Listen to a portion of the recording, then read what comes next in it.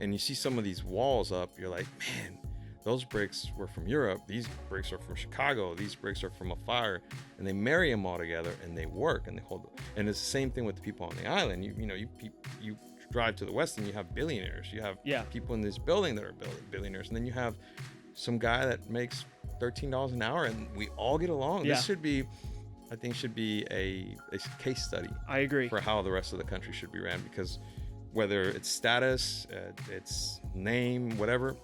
This island seems to get along really well. Welcome to Galveston Unscripted. In this episode, I sit down with Juan Carcaño, owner of Immaculate Painting.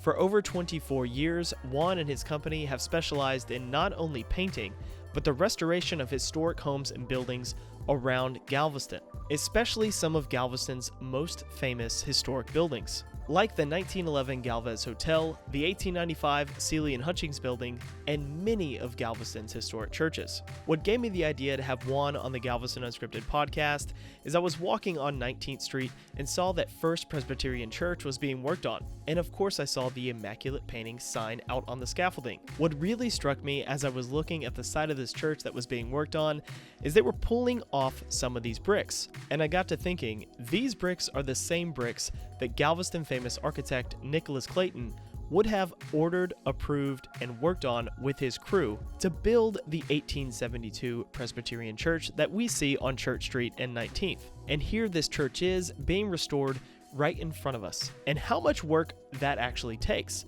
In the late 1800s, Galveston was one of the richest cities in Texas and the country, and prior to the storm of 1900, Galveston was on the trajectory to become what Houston is today. And if that were the case, there would be plenty of money for maintenance. But of course, the economy in Galveston shifted dramatically through the 1900s, and we are truly still lucky to have so many historic buildings in Galveston. Today, Galveston heavily relies on tourism, and many people who visit Galveston come to see the historic downtown area and some of Galveston's most historic buildings. But if companies like Immaculate Painting and other restoration companies weren't around to do the work they do, we may not have these buildings for people to come see and enjoy for centuries to come. In this episode today, Juan and I discuss a little bit about historic restoration, the challenges behind the restoration process, and why this little island of Galveston is so unique when it comes to history and economics. As you'll see, Juan and I had a lot of fun during this episode, and I really hope you enjoy it. Without further ado, let's hop right into this episode with Juan Carcaño, owner of Immaculate Painting. Specifically hoping to talk about renovation, kind of like what you've been doing for the past however long you've been doing it. A long time. Yeah, right? A long time. And kind of how you got into it, and like you can't drive in the downtown area without seeing Immaculate Painting somewhere, you know? So it's really cool. Like, thank you. When you guys did the Presbyterian Church over there, right. Like I was thinking about it. Well, I want to dive into this a little deeper later, but I was thinking about it. You're working on like Nicholas Clayton, right? Nicholas Clayton's architecture, right? And when's the last time those bricks were moved? Because I know you guys were doing a lot of work on that. Well, when we do a lot of that plaster repair, what happens is that the plaster comes unattached from the brick. 99% of the time, it's a movement issue. Yeah. So if whether the building is settling, moving, shifting, I mean everything moves. Cementitious products, which are concrete, stucco, plaster, all that stuff is hard. Yeah. So when it wants to move, all it can do is crack. And then when you have cracks, you allow water to come in there. And then when the water comes in there, it creates stuff to get bigger. It swells up like wood. And then you have problems like that. Like you have pointing between the bricks, and the tuck pointing that you have to repair. You have to repair with the right plaster. It's not an art, but there is a little bit of a science to it. Yeah, dude, it's awesome, man. Thank you. So let's start. Can we start from the beginning? I'm an immigrant. I was actually born in Mexico. Oh, you were? Okay, I was born in Mexico, and I was brought over in the 80s on a work visa. Okay. And I now it's been so many years I can casually say we overstayed our work visa. Okay. My dad started working with antique furniture. He started working in Houston. He got a job refinishing antique furniture. So old stuff has been in my veins at all times. And that's how we got started in Galveston. Yeah. The guy that owned the peanut butter warehouse, Jim, I forget his last name, and Nathan Sweden, they're the ones that poached my dad from the place where he was restoring furniture. They're like, we need you in Galveston. So they opened up shop here. Oh, okay. Working for them. Yeah. And then that's back when it was like the literal antique. They had antiques in there. They had all those little shops in there. Yep. Yeah. Yeah, that was in the 80s. And I mean, Galveston was very different in the 80s and the 90s. Oh, yeah. I want to get into some of those stories, too. It was a rough patch. Yeah. But my dad started doing side gigs with painting houses. And he was refinishing furniture. He was painting houses. And then that's how we got into the paint business. Yeah. Yeah. And this evolved into what it is now. Yeah. Yeah. So did he start Immaculate, or did you? No. We started a business. He started a business on his own in the early 90s. And then he got sick in 91. He had a brain aneurysm in July. And then my mom passed away in September the same year. So we were orphaned, essentially. According to the court system, we were orphaned. So we moved to Mexico, and when I was living in Mexico, because my uncle who basically took custody of us, couldn't afford to have us two households here, his house and our house. So he moved us to Mexico for affordability, and that's when I started getting into the business side of things. My grandmother was a Mexican medicine woman. Yeah. So she was always hustling. She would make anything, and so that's where I got the business concept. My uncle stays behind. He starts in my dad's footsteps, also painting houses on the side. When I get out of high school, we start his business, which is Triple C de Colores, and he passes away in 2004. I take over some of his clientele, and then now we're here 20 years later. Man, what a story. It's dramatic. It's very dramatic. Yeah. I like the abbreviated version, though. Yeah, that's great. That's great. It's the Cliff Notes. Yeah. Okay, so for a little bit of context, you do painting, you do, I want to say renovation. Is it renovation, or what all does Immaculate Paint do? I think it's more restoration. Restoration, is what I call okay. it. And it's not correcting you. I think that's what I feel we do. Yeah. We restore older buildings. We've always, like I said, it's in my veins. My parents restored furniture, houses. We restore buildings now, but we also do a niche side, which is waterproofing. So a lot of these buildings that are older need to be as tight from water as possible to avoid having more problems in the concrete, in your steel, in your wood, all that stuff. So that's the side of the business we're talking about now. When I think about historic preservation and like the effort that, let's say you go back to the 1970s, the Galveston Historical Foundation, they started like purchasing buildings all over this island. Yep. And you get into historical preservation, restoration, things like that, and you just think of it as like throwing money at it, but you don't really think about the work that's done to preserve these buildings, the bricks, everything that's kind of inside or behind. You don't think about that. So, and what really gave me this idea to have you on is when you guys were working on that Presbyterian church. And like I said earlier, like it's a Nicholas Clayton building design, and he wasn't the one who put the bricks there, but he was the one who designed it. And his guys, he was there supervising it, and it's kind of a cool thing where you guys get to put your hands on the history. To me, it's funny you say that. To me, it's almost a respect thing. It's almost like I've been around the island and I've seen what it's evolved into, and it's to me, I'd rather. There's an old saying that I'd rather do everything myself because I know I'm going to do it right. But I know that I'll have more respect, and it's somewhat of a love connection to the buildings. It sounds ridiculous to a lot of people, but I have so much respect for these buildings and the preservation and what has happened with Galveston, like I said, for the last 30, 40 years, that I think that you almost have to be that passionate and that crazy about loving a building, walking by and touching and be like, oh, what is that made out of? Yeah. Is that plaster or is that concrete stucco? Oh, I see a patch. Did they seal those windows correctly? It's like, I take it very personal. Yeah. And that's, I think that's kind of the crazy that you have to be in the side of the business that we're in. Yeah. Yeah. So what are some of the main, prominent structures on the island that you've worked on in the past few years? We call it the Seeley Building over here on 24th and Strand. Presbyterian Church, First Lutheran Church. We've done a lot of churches. The Ibans Building, we're currently there. Obviously, the Galvis, that was a big one. We had, I think, about 4,000 gallons of paint go on that bad boy. We painted it twice in 1 year.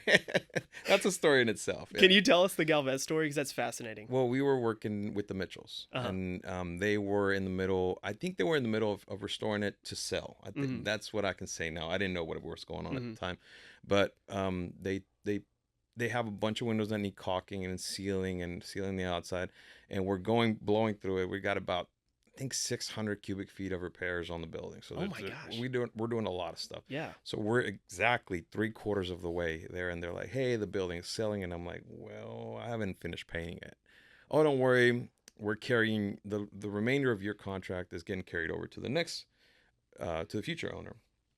So I say, "Okay, as long as I'm getting paid, to me it's green. I don't care." And Or pink. Pink, yeah, that's where I was going to the story. So come to find out, the guy buys it, and he contacts me, and Mark buys it, and he contacts me, and he says, "Hey, I want to paint the Galvis pink," and I'm like, "Okay, I've heard crazier stories, but let's do it." I said, "But we just finished painting." He goes, "Well, I want to paint it all over again." And I tell people all the time that the paint wasn't even fully dry when we started painting again. So we went around twice. We caught a lot of grief from the locals, from the non-locals, from the Houston people. People were calling the office like, "What are y'all doing? Y'all should be ashamed of yourself." And I'm like, "It's pink because the first pink color that went up was literally Pepto-Bismol pink." Yeah. It was ugly. Yeah. It was so ugly. It was in fashion in 1911, Yes. right? But the color that's on there now is actually the Beverly Hills Hotel pink. Oh, really? Yeah. That crazy. I give it to Mark. He has a vision that is not understood by many. But the guy went to the Beverly Hills Hotel. He stayed in the room, tried to pop open a window so he could get a sample, so he couldn't do it. So he sneaks all the way down to the maintenance dungeon, and he talks to the maintenance guys. He goes, "I need the color," and he sends me a picture from down there with the logo on it and the formula, and we match it, and that's the color that it is. No freaking way. That guy's From wild. Beverly Hills to Yep. Galveston. Yep. That is wild, Yep, dude. that's exactly how he did it. Yeah. Oh my God. So you mentioned earlier how everything kind of shifts around here. Yep. Like the ground shifts. We're on a sandbar. Yep. Things are moving around all the time. Absolutely. If you have a structure that's made out of concrete mainly, or hard materials like cementitious products or like brick, when things shift in one corner, it has to give. Like there has to be a flexibility. So if there's not, back in the days they weren't taking into account movement. So there isn't control joints. You'll see, if you see a tilt-up wall building, which is a big, think of an Amazon warehouse.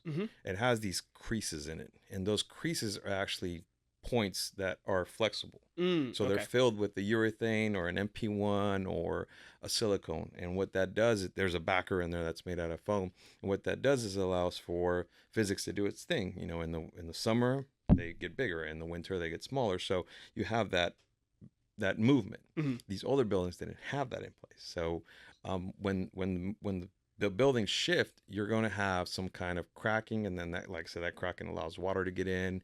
It allows moisture to stand behind between the brick and the plaster, or the brick and the stucco, and that's what you have, delamination of the product. If you have solid concrete like beams or piers, something like that, then when that moves, you create a crack and the water gets in there, same thing. But the water around here is corrosive. The humidity around here is corrosive. So it gets into the steel. Yeah. Once it gets into the steel, it creates corrosion, which is what we call rust. So when steel rusts, it gets bigger. It fattens up because it creates these layers. And what that does is that it separates the steel from the concrete, which is called spalling. Oh, okay. Yeah, so we're good at repairing those kind of things too. Nice. So yeah, you're the man to call. I wouldn't say that. It's just I've been in the business long enough. Yeah, for sure. Well, experience is key. I'll say that. Yeah. So what has been the most difficult restoration that you've done here on the island? Difficult? I don't know. I think that probably the back wall, which is the west facing wall on the Clark and Court building. Okay. Yeah. Okay. Because it has so much history, and there was 3 commissions built into that commission. There was obviously the HOA that had a say so, and then you have the historical commission, which says what kind of material you can use, and then there's also I can't remember if it was GLOW or Texas Land Office, one of those big ones, that was adamant that we don't not touch the sign on there, and we don't restore it, we don't touch it, we don't destroy it, alter it, nothing. So it was very intense. There was a lot of eyes on us. Yeah, and because that sign is painted onto the brick, right? Yes. Yeah. So you're working around a painting on the brick that you have to work on. Yeah, and then you are on top of a roof, hanging off from another roof. So access is hard. The weather was. We got hit with 2 hurricanes on that job. Yeah, the hurricanes were around us, but I mean, we had to break everything down, take everything off the roof. that was the one that took more. Yeah. Yeah. When people think of restoration, I guess you don't think about the kind of that aspect of it too. Just logistically. Logistically, yeah, it's a nightmare. The different organizations you have to work with during hurricane season. Yep. You're going to be, all right, we got to stop this right now. You know, we'll start up next week when the hurricane passes, I guess. Well, and that all takes time, and time equals money. And you know, a lot of people see these gigantic jobs that think they're gigantic profits, and they're not. I mean, you have to. Sometimes you eat it, and you're like, well, here's a hurricane. You have to eat a week of labor up, a week of labor down, and again, you have to almost love it to be doing it, because I promise you, I'm not doing it for the money. Yeah. I mean, there's money in it, but I mean, yeah. Hey, sorry. Exhibit A over here. I know. Trust me. Do you guys ever find anything super interesting, like on interior walls, or anytime you pop something open, maybe the way something was connected that you cannot do today, like engineering wise? Yes. Just rebar alone. Just rebar was, I mean, right now you get Schedule 5 rebar that goes on everything. And it's 5/8 of an inch, 3/4 of an inch. And the rebar back in the day is 1.25 inches. And good luck trying to cut through that. Yeah. Same thing with concrete. Old concrete, I mean, you can take a chisel outside and break a piece of concrete on something new, on a new pour, something in the last 10, 20 years. But you get into that older concrete, I don't know if it's just more dense. I'm not a chemist. But it never ceases to amaze me how hard that stuff is. It's just hard. And we run into a lot of math on the walls. Oh, yes, yes. We run into a lot of math. When we did the Henley Building, there was all kinds of math. When we did the inside of the Henley Building downstairs, there was I guess a guy had a running tab on people, and he had numbers scrolling down where this guy owes me $2 and this guy owes me $2, but he wrote it on the wall so it would never go away. Dude, that is fascinating. It was really cool. So you worked on the Henley Building? Yes, we did. Dude, so which side? We worked on the ground floor. Okay, gotcha. Well, it's really cool because the Henley Building is interesting. Yes. Because it played a major part in a major Civil War battle that a lot of people don't even realize that we had Civil War battles here in Galveston. You're working on stuff like that with that much history. Ironically enough, my first job was at the peanut butter warehouse, which my parents worked at as well. But I worked in the candy shop. So the peanut butter warehouse, to stay true to its name, had a little shop that made peanut butter. We would ship it all over the country, and they would have these Ritz cracker treats, all kinds of weird stuff that we would make in-house, fudge, brownies. So that was my first job, and I worked there, and the Henley Building was kind of catty corner from it, and I saw the last time I got hit by a lightning, and I knew Mr. Henley. Sorry, it wasn't Henley, it was Mr. DMAC. He had the produce company there, and the building was half empty, and I always looked at it not knowing what the history was behind it. Yeah. Man. And full circle, I'm working on it again. I guess there's only so much you can go on an island, right? Like you can work on stuff again and again. Yeah. Well, you think about it business-wise, right? You're doing historic restoration. Right. Now, the restoration you're doing, no matter how good it is, we are still living on a sandbar. Yep. A hurricane-prone sandbar with corrosive moisture in our air. So you kind of get to rotate from building to building to building, not to give away the secret, but that is the secret sauce right there, right? And I don't do it with pride. I'm just like, it's one of those things where you look at it as a long-term relationship, and you're like, you walk away, you're like, she'll be back. Yeah, she'll be back.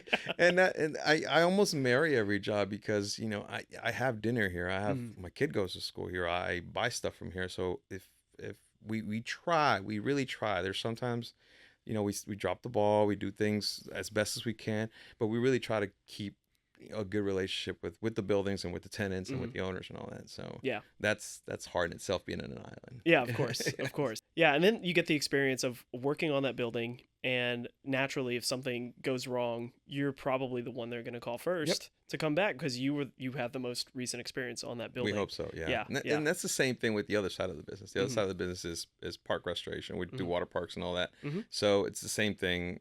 By the time one ride is completely, we'll go through 5 rides and then we'll start again. Yeah. So tell us about that. How did you get into water park restoration? It was that one was a complete luck. They were looking for somebody to help them paint some steel out on Schlitterbahn. And the guy called me. I picked up the phone, and we went from there. We're still, till this day, we're friends, and we share business. That was 16 years ago. as we got more into it, we got requests to do more things, Mhm. and we learned the hard way. Like you don't do things this way, you do things. But it's a very, very, very small business. Yeah. Yeah.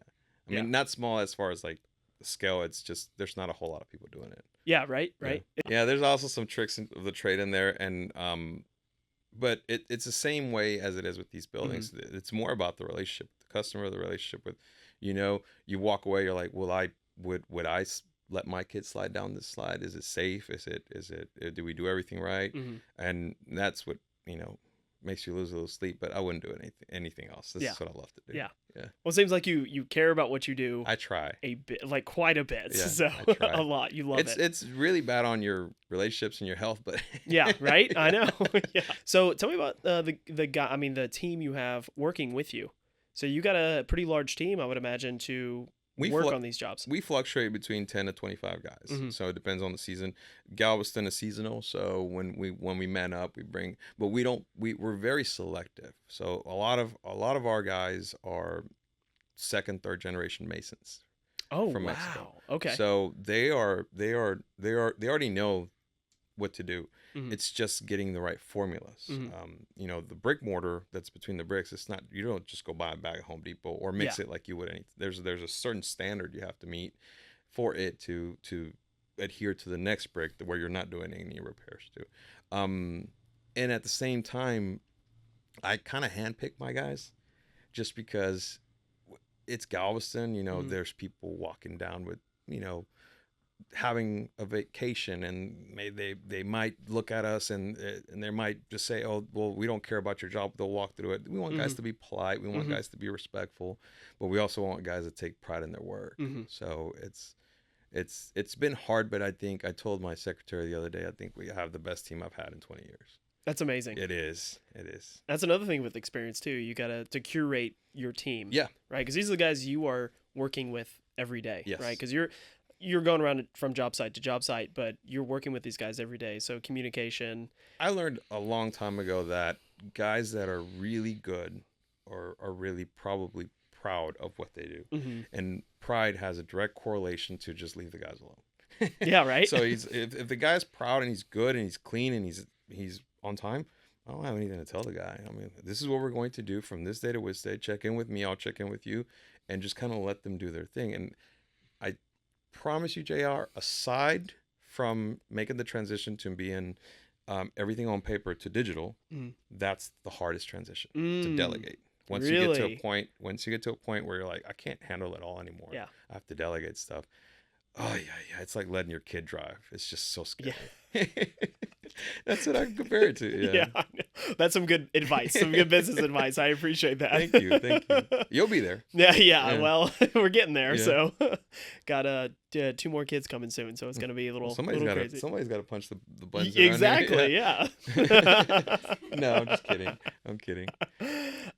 So beyond buildings, do you do homes as well? Do you do Not homes? anymore. Okay. And the only reason, and I would love to, because I love Galveston homes, and I go to other cities and I look at the architecture and I'm like, hey, you guys, what are you impressed by? Like, I'm used to walking in these houses where, they have like a secret cubby, or you walk and everything squeaks and it smells like the houses have a smell here that you can't get. You could probably get it in Carolinas or, stuff like that.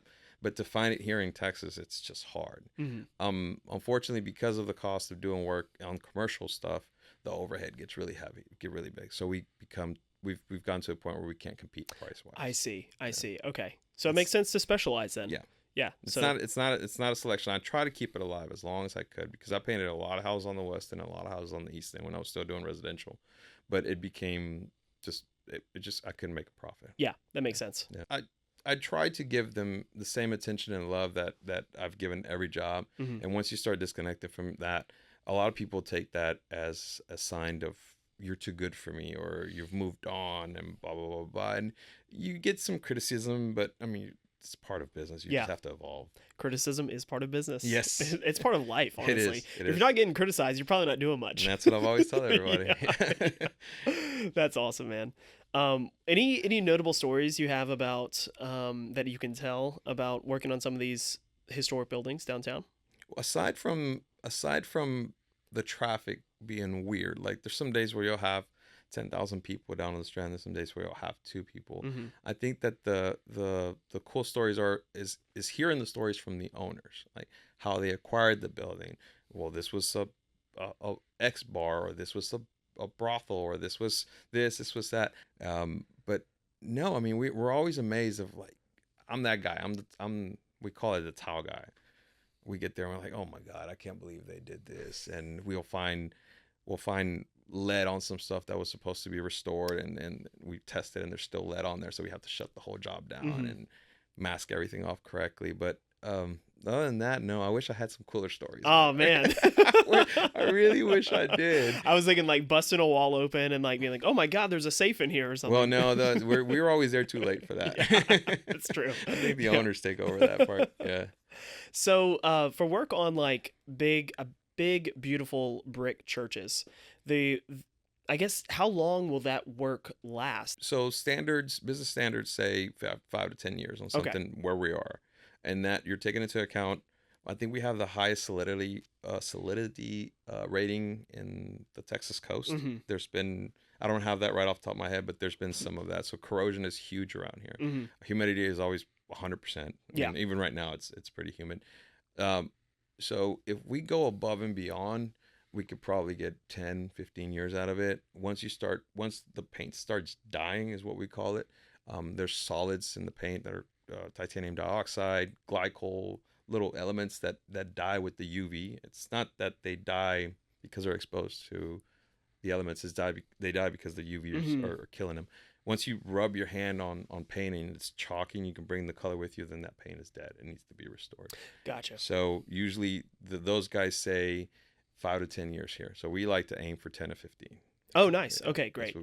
Yeah, it's funny when you think about, 150 years ago, 120 years ago when they were building a lot of these buildings, you think about how much work it takes to maintain some of these buildings. And Galveston being the city it was, with so much money and just money flowing through this place, they're like, yeah, it'll be no problem to maintain, no big deal. And then you fast forward to now where you have, it's heavily a tourism economy here. You think about like how hard it is to actually maintain these buildings these days at the age they are and everything like that. So, well, it only gets harder because now it's like a human being, as you get older, stuff just doesn't heal as well. But if you have a maintenance plan in place, there's a lot of people here, believe it or not, the Mitchells are one of them, that have the vision to where they can allocate funds for 5, 10, 15 years from now, or they rotate funds. I'm not sure how their money gets managed, but I think that with it being a tourism hub, it also attracted some very intelligent people, some people that are willing to put everything on the line to preserve things. And I think that the funds are starting to move in the right direction compared to the Strand in the 90s. It was rough. Yeah. And what it's become now, it's amazing. Yeah, it's unrecognizable from when I was born in the 90s, lived here. It's unrecognizable from when I was a kid. Yep. And it's amazing to see. It really is amazing to see. But back to the economics of it, it's a heavy tourism city now, right? A lot of people are coming here for the historic buildings that are here, or at least to be in an area that is deemed historic, right? So the downtown area. And what you're doing is extremely important to the economy here. It really is, because we're keeping these buildings from falling apart and falling down. Thank you.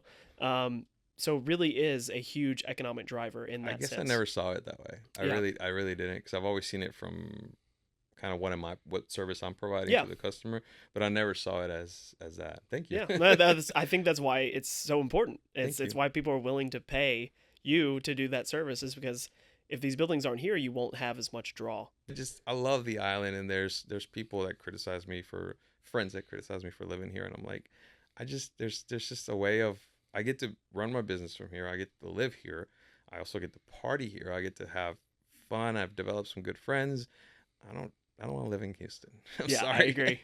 I agree. In suburbia. Hell, I just don't. I'm not cut out for that. No. It's just such a unique place. Yeah. It really is. And of course, probably for this audience, it's an echo chamber because they probably live here or live near here. So like, don't ruin it for everybody. Yeah, exactly. Prices are already expensive as it is. That's one thing that I just can't fathom is, you used to be able to pick up a house 50, 75K and you can't touch anything for 300K around here anymore. Dude, it's nuts. when we bought our house in 2020, we were why are we paying this much for a house in 2020? Right. And now you look at the home prices, you're like, oh wow, we might have gotten off cheap. But it's crazy to see, and to see the economy grow, the economy and population in Houston expand south. You get more day trippers here. Yep. You get just more general foot traffic and traffic here in Galveston, which is directly proportional to the economy and the economic growth to the city. Not to mention the cruise lines that are coming through here too. That is a huge factor. I never saw the end game, which I think we're seeing now. This is the end game where, I think second or third biggest cruise port city? It's fourth, soon to be the third. Okay. Yeah. Just the expansion. I mean, there's billions of dollars rolling through dude. here. Yeah. It's and crazy. whether you're paying $2 to park or $5 to unload your vehicle or whatever, it's the money kind of stays around here. That's fascinating to me. Yeah, it really is. Yeah, from my economics brain, it's and really cool. Most people don't see it. Most people don't see all the inner workings, and those, that creates tax dollars, and that creates jobs, and that creates hopefully a better, better economics for the city. Because you could say whatever about Galveston, but as far as the services go, we've always kind of been behind. To dig up a street, you have to go 400 feet underneath and pull out the cast iron and put in new stuff, and then you hit a water table every 3 feet. 23rd Street, 45th Street. Those are all you get sinkholes. Yeah. That was a fun one to watch. I was like, holy crap! The Lost Bayou. Yeah. Someone found it. Yeah, there it was the whole time, and there was no pot of gold or anything. Yeah, nothing. Right. Okay. Jean Lafitte's treasure or whatever. Is there so before we wrap up, is there anything else you wanted to talk about, or maybe I didn't ask you about the type of work you do? I don't think so. I think I wish there was more maybe architecture education. Not that the architects here don't know what they're doing. I don't mean it that way. I think that people should realize that some of these bricks were brought in from Europe in the holes of bolts to weigh down the bolts, and then they were filled with cotton or sand to weigh them down to go back. And some of these bricks are, came, I don't know what the distance is between here and Europe, 6,000 miles or 10,000 miles. And they're still there. Yeah. And a lot of solidity that came from Hurricane Ike is still present. If you walk into some of these older buildings, you'll see a clear line where it's like the brick is dying because all the salt got in there. Yeah. And it just ate it alive. Yeah. There's still a lot to do, though. I hope that there's programs that can be extended through a GHF or the General Land Commission or whomever to protect this, because this is a one-shot deal. I mean, you can't rebuild these things. You can't build them. I mean, you can take them all apart and put them back together, but you take the essence out of them. Yeah, exactly. I think that's what it is. Yeah. You mentioned like bringing bricks over as ballast on ships. Right. The just as one example, the St. Mary's Basilica, the original building, the 1850s building, they shipped all of those bricks from Belgium. See? Over 500,000 bricks. See? From Belgium. I think there's a lot of people like you and I that like those kind of statistics that are what? Yeah. I want to know more about it. Yeah. I think that would attract a whole different kind of group of people here. Yeah, I agree. Yeah, that architecture education. Architecture education that is directly laced to economics. Economics is really laced. And I think all these buildings are beautiful. I mean, if you drive by at night, and not that, that I'm fixated on the Galvest, but if you drive by at night through the Galvest and then you make a left on 19th Street and you see it lit up, and then you go down to 19th and you come up the Strand and you see these buildings, and then you see Sherwood Plaza at the end all lit up. I mean, this is a beautiful island. And you go down to go see Big Red, and you see the Sealy Building, anything that that Clayton touched. There's, when I do inspections up and down these buildings, I look at them and I'm like, I'm going up on with a harness on a $100,000 machine, and I'm going up and down, and I'm like, this would take us a year to fix this. How long do you think it took them to build it? Yeah. to polish those stones by hands. You didn't have grinders back then. You know, some guy pedaling or something. He was just grinding cutting those pieces of stone up and then putting them all, and they all look good. You know, 120 years later, they all look really good. Yeah. I think I have a new growing respect every time I go up those buildings. It's amazing. It's amazing to think about the construction Yes. of these buildings. Yes. It really, really is. And to think about like just the idea of it was pretty crazy. Yes. Of course they were doing it in New York, and of course they were doing it in, you know, big cities in the late 1800s. But to think about building a city on a sandbar in Texas, just around a port. Here's what we're gonna do. Some crazy guy just went out there with a boozer. This is where I'm gonna start. Stand over there. I'm gonna start in that corner. That's why some of these buildings don't line up perfectly. That's the funniest thing too. Yeah. It's like you see the homes slightly off kilter. Yeah. You know. And they've moved. I mean, you got to think about it. There's been some big hurricanes. I mean, you and I have probably witnessed 2 or 3 of them. There's been some big hurricanes that have lifted houses and probably shifted them around and moved them around. And I think that I'm glad and I'm sad at the same time that Galveston kind of went under the radar for a long time. Yeah. And now that it's kind of discovered TV shows and people with big pockets, it's kind of driven out what made Galveston real, but it's also brought in people that have a huge respect and hopefully have a little more love for what they're getting into and restore it and maintain it, and you know, and money. Yeah, absolutely. It takes money. Yeah, it really does take money. Money. Yeah, man, what you're doing is important. Thank what you're you. doing is awesome. It's so fascinating. I can't wait to come out on a job with you sometime. We have one. We have one coming out. I'm ready to We're come at out. the customs house right now. Dude, I would love to film just some of what you do, like just some of it, to kind of talk about the restoration process and how important it is and how detail oriented you have to be to restore that. You know. Well, again, we take a lot of pride in our work, and we don't always get it, like I said, 100% right. This has been a lot of trial and error. This is kind of we didn't go to, you know, be an apprentice for a mason that's been a 5-generation mason in the West Coast or the East Coast. We don't have that privilege. So we try to do it as respectfully as possible. We research. We abide by the architecture rules. When the architect gets involved, he tells us we have to do things a certain way. We do it that way. And I think that that might be one of the things that keeps me in business. Yeah. So you mentioned you have 5th-generation masons, third generation masons from Mexico. You think about Mexico. Some of the cities, if people haven't traveled to Mexico, some of those cities in Mexico have wonderful architecture. Like most of the big cities in Mexico do. It's unbelievable. Yep. I've never traveled in interior Mexico, but you kind of see it on TV or on the internet, and you're like, oh my God. I'll tell you where to start. Mexico City. Yeah, it's absolutely. That simple. Just go to Mexico City and just look at the buildings there, and you'll be like, this stone is not natural to here. And you'll see a lot of the buildings tilting because it's also sitting on that one's sitting on a lake. Yeah. That's so crazy how Mexico City is built on a lake. Yeah. That is nuts. We go up to Chapultepec, and we and I were interacting. We were sending messages back and forth when I was there. And I was looking at it from a restoration point, but I was also looking at it from a building point.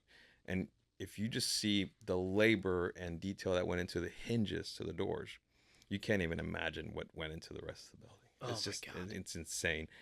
And yes, some of that has trickled down. Yeah. Yes. Yeah. Isn't that fascinating though? And you're bringing that experience back to Galveston right? From these masons from Mexico. Well, that's how far you could trace it back. I mean, you get into some uncomfortable conversations with some people. I'm open to it. Well, if you look at it, native Mexicans, which are the Mexicas, are really just 2-3 generations separated from slaves, from being slaves. Because when Mexico finally declared independence, the states divided up, and they were like, you get this, you get that, and the help went with them. And what you call the help was really encomendados. That's what they call them. So these encomendados were people that were like, well, I'll give you the ranch, but you get 5 hands with you. And those people, they don't get paid. This is why you get good food, because these guys would take the food that the owners didn't want, and they would make stuff like menudo and pozole and all that, lots of spices. Yeah. But there's a disconnect there, and it might be that history was erased, or that maybe they told them, I don't know. There's a lot of that going on now, but there's an area where I wish these people would know, like, why they're so good at it. I think there's a genetic memory installed in Yeah. them. Like, you look at them and you're like, oh yeah, I can do that, and they just pop naturally. I'm like, I could never see it. And I'm sure they see some things that I do that way, but I have a lot of respect for these guys because you don't ever know. Maybe 5, 6, 7 generations ago, they were building the pyramids. Yeah. Or maybe 4 generations ago, they helped build El Palacio de Bellas Artes or something like that in Mexico City. You never know, and these guys are phenomenal, and I have a lot of respect for them. What's fascinating is how close Galveston is to Mexico geographically, but how far away it seems in a lot of ways. There is a connection, of course. Absolutely. The architecture, the politics over the past 200 years.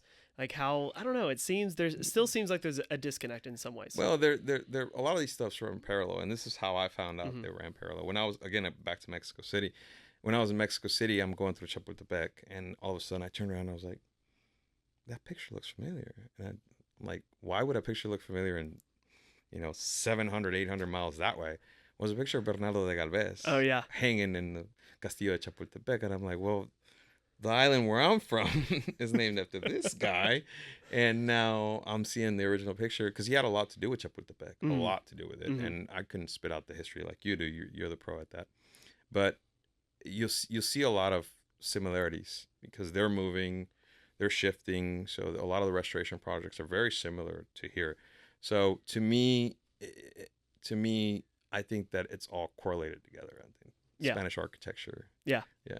Yeah, it's fascinating. It is very fascinating. Dude, I love it. I could talk to you for hours, Me too. man, I swear. And I could talk about this stuff for hours too. It's hard. Unfortunately, this kind of stuff when I was growing up was deemed nerdy or uncool or something like that. And there's so many people that are now engaging in it that I love what, people like your age, people talk about a lot about the millennials. The millennials are very educated. They've got great parameters. They organize really well. And you got guys like you that are actually pushing for preservation, digging stuff out, making uncomfortable conversation a little more comfortable. Absolutely. Yeah. That's the goal. Yeah, that is the goal. That's the goal. That's progress in my opinion. Yeah. A lot of people don't like it, but it's part of it. If you don't have progress, you don't have evolution, you're just going to die. That's it. Yeah. Yeah. Evolve or die. That's it. That's it. Period. Absolutely. But, well, Juan, thank you so much for coming in today. Thank you. This was fun. I was Dude, really this is nervous. 45 minutes already. Really? Yes. I could go another 45 easily. But no, thank you.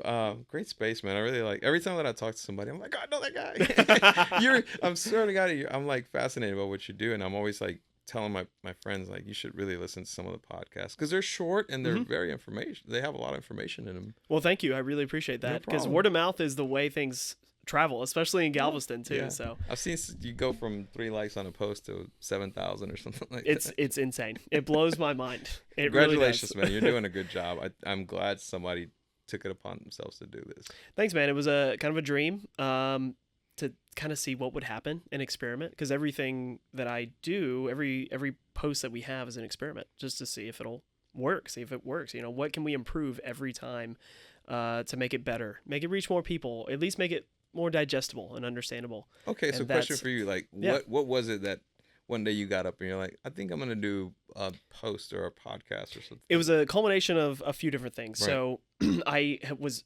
listening to podcasts every day, probably 2 or 3 a day, because I was driving to and from Houston every day. And even the jobs I had previously to commuting to and from Houston, I would be working at the port on a dock, on a ship sometimes, and just have headphones in, listening to podcasts, depending on the work I was doing. And I would mainly listen to history podcasts. So when I moved back here in 2018, I was fascinated by the history. It'd always been, but I really got to dive into it, living in the downtown area, and started reading all the historical markers. And I think I had just hit the right age where I cared about history. Because previous to that, I'm like, I'm working, just drive by it. Yeah. It's like, and I just kind of started putting different pieces of context, different pieces of information together here in Galveston. Like, oh, wait, this is significant in New York, or this is significant to Texas history, or to why Texas was founded in the first place, things like that.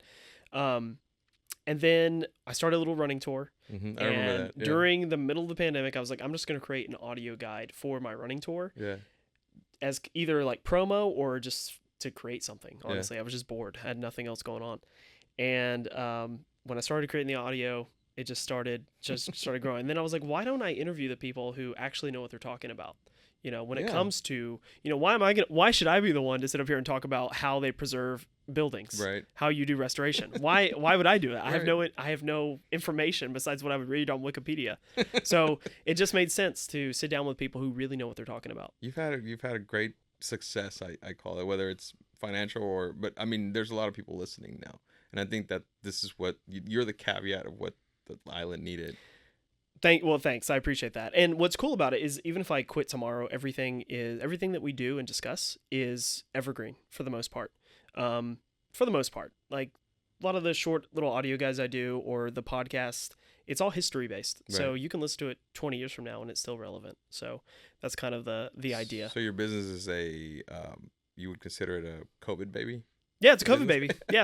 A lot of people have. I have two COVID babies. I got a real one and this. So yeah. You didn't lose any time, did you? No.